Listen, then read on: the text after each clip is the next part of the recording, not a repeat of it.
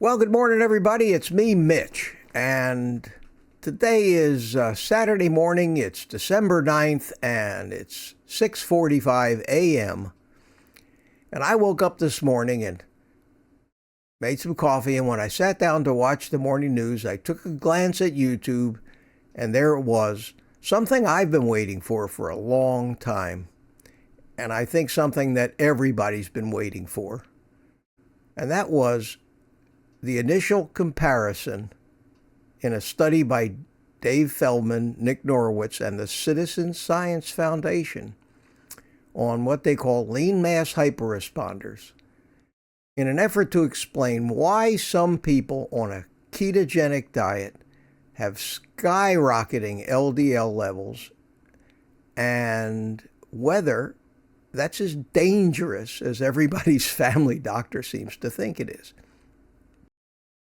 I'm putting in the show notes of this short video links to 3 releases on YouTube this morning.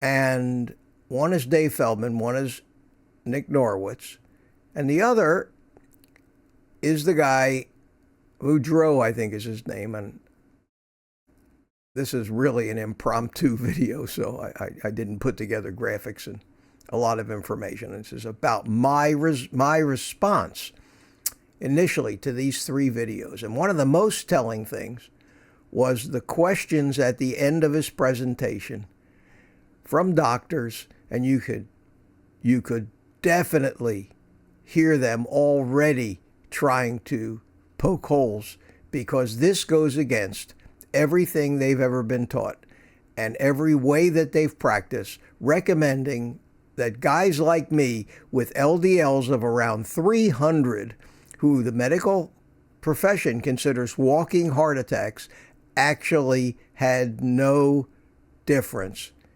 in their coronary plaque levels after 5 years on a ketogenic diet with LDL levels over 200.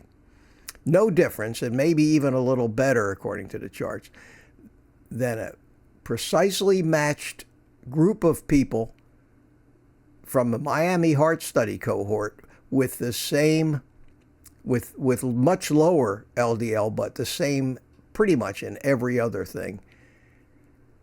And if this is true, this pokes probably the biggest hole in good old Ansel Keys's diet heart hypothesis, and it's going to make real waves.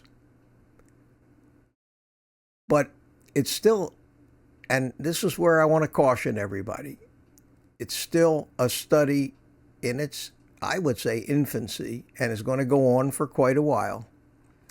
There's a lot of other data that I've used so that I don't worry when my doctor tells me I won't live past tomorrow. And the reason this is important to me is because my health is important to me, and I've studied the use of statins and all these other things, and all the studies I could get my hands on that I could find that weren't biased and made by drug companies with their shenanigans. But this is one of the most important, because the Citizen Science Foundation has absolutely no agenda. I've met Dave Feldman in person and talked at great length with him. I'm convinced this group is not trying to prove anything. They're doing science, and they're going to let the data prove the results, not their manipulation of statistics. For me, this was a big sigh of relief. It's been nagging at me all the time, all my life, with every doctor telling me that I'm foolish and stupid and committing suicide by not taking high levels of statins. My conclusion from this, and I imagine maybe your conclusion after watching the 3 videos that I've linked in the description here, and I would, they're short videos, and absolutely watch them if you're concerned.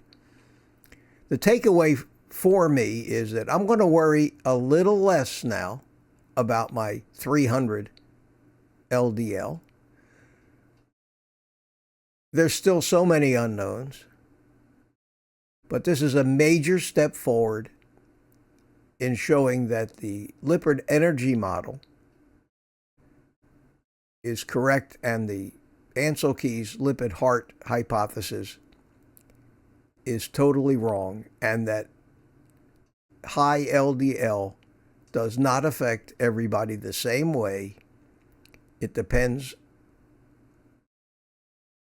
on your health and so many other markers that can make you say you're either a lean mass hyperresponder or a near lean mass hyperresponder.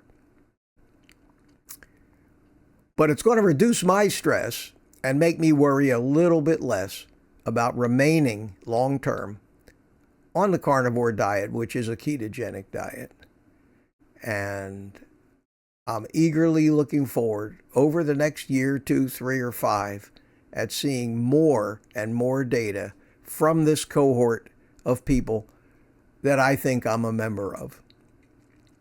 So watch the videos.